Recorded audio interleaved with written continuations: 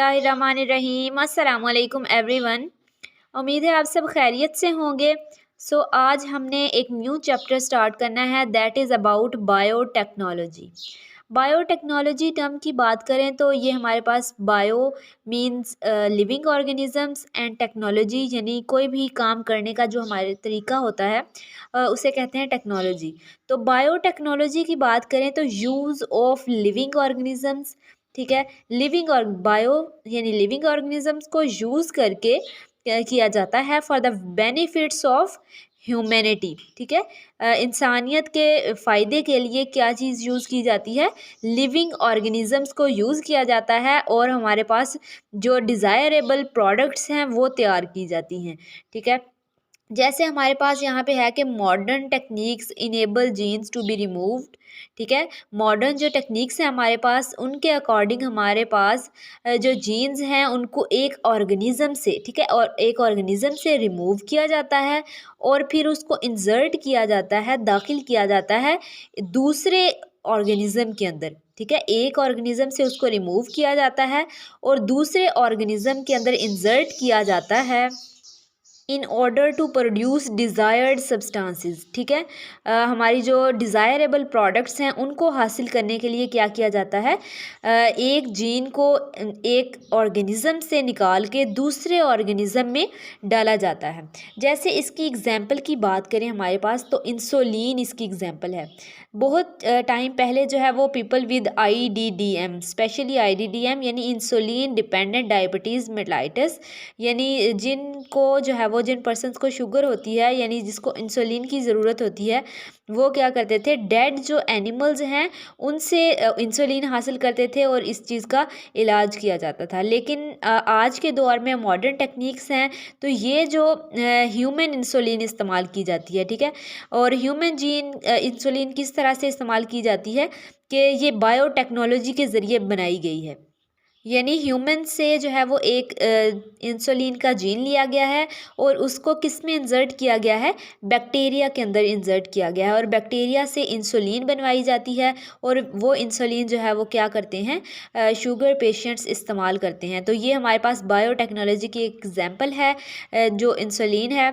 तो 1980s में क्या हुआ कि बायोटेक्नोलॉजी के ही ज़रिए, इस प्रोसेस के ज़रिए बहुत सारी ड्रग्स बनाई गई, वैक्सीन्स बनाई गई डिफरेंट डिजीज़ के लिए। इसके अलावा हमारे पास कुछ बैक्टीरिया यूज़ होते हैं, genetically engineered bacteria have been use to clean up environmental pollutants, ठीक है।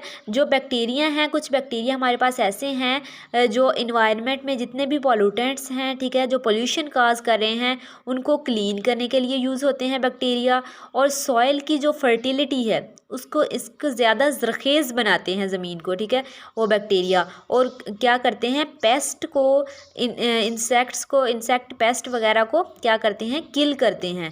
तो इस तरह से हमारे पास बैक्टीरिया भी यूज़ होते हैं, ठीक है। और उसके अलावा हमारे पास जीन थेरेपी है, जो इनको हम वन बाय वन भी डिस्कस करेंगे। जीन थेरेपी जैसे है ह्यूमंस के अंदर, इसमें क्या किया जाता है, कोई भी जो फॉल्टी जीन है उसको क्या किया जाता है, रिपेयर किया जाता है ह्यूमंस के अंदर, ठीक है। तो मेन टॉपिक इसमें क्या है, क्लोनिंग का है कि क्लोनिंग ऑफ जीन की बात करें तो cloning of genes produce many identical copies. इसमें क्या होता है, हमारे पास बहुत सारी जो है वो आइडेंटिकल कॉपीज़ बनती हैं।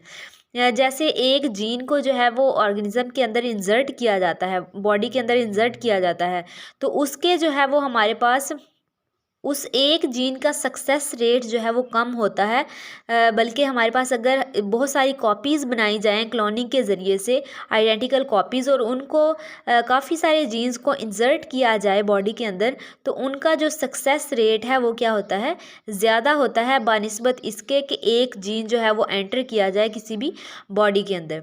तो इस तरह से हमारे पास दो किस्म के प्रोसेस होते हैं क्लोनिंग में, एक तो PCR के ज़रिए और दूसरा रिकम्बिनेंट DNA टेक्नोलॉजी के ज़रिए। इनको हम जो है वो वन बाय वन डिटेल से डिस्कस करेंगे आगे, लेकिन इसका शॉर्ट इंट्रोडक्शन अगर देखें तो PCR हमारे पास क्या है, इसका फुल फॉर्म है पॉलीमरेज चेन रिएक्शन, ठीक है। और ये किस लिए यूज़ होता है, it creates a lesser number of copies, ठीक है। अगर कम तादाद में कॉपीज़ बनानी हो और लेबॉर्ट्री मेथड है, टेस्ट ट्यूब के ज़रिए ये बनाई जाती हैं, ठीक है। लेसर नंबर ऑफ़ कॉपीज़ बनाई जाती हैं, यहाँ पे कम कॉपीज़ तैयार करनी हो तो PCR यूज़ किया जाता है। और रिकम्बिनेंट DNA टेक्नोलॉजी, ठीक है। रिकम्बिनेंट DNA टेक्नोलॉजी ये तब यूज़ की जाती है जब जीन्स हमें क्या चाहिए होते हैं, ज़्यादा तादाद में, लार्ज क्वांटिटी में चाहिए होते हैं। तो ये दो किस्म के हमारे पास क्लोनिंग में प्रोसेस आ जाते हैं, जिसमें हमारे पास आइडेंटिकल कॉपीज़ तैयार की जाती हैं और इसके ज़रिए से जो है वो कम कॉपीज़ बनाई जाती हैं लेबॉर्ट्री मेथड में। और इसमें जो है वो अगर हमें ज़्यादा क्वांटिटी में और कम टाइम में, ज़्यादा टाइम में चाहिए हों कॉपीज़, तो रिकम्बिनेंट DNA टेक्नोलॉजी का इस्तेमाल किया जाता है।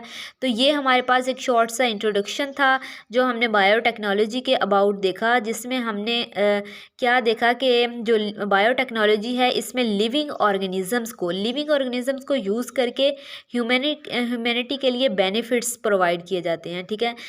कुछ ऐसी चीज़ें तैयार की जाती हैं जो लिविंग ऑर्गेनिज़म्स को यूज़ करके जो हमारे लिए क्या है, फ़ायदा मंद है, ठीक है। तो इनको जो है वो टॉपिक्स को recombinant DNA technology and PCR को 1 बाय 1 डिस्कस करेंगे नेक्स्ट लेक्चर में इंशाल्लाह।